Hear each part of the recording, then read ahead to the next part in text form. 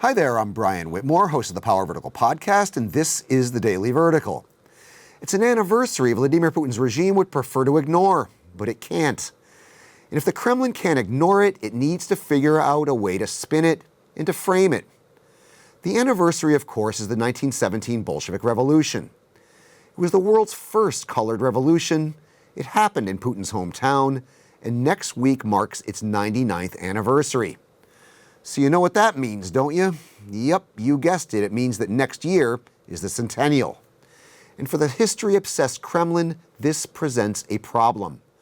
Because while the Putin regime is keen to revive Soviet forms and Soviet power, the last thing it wants Russians to be thinking about is the way in which the Soviet state actually came into existence.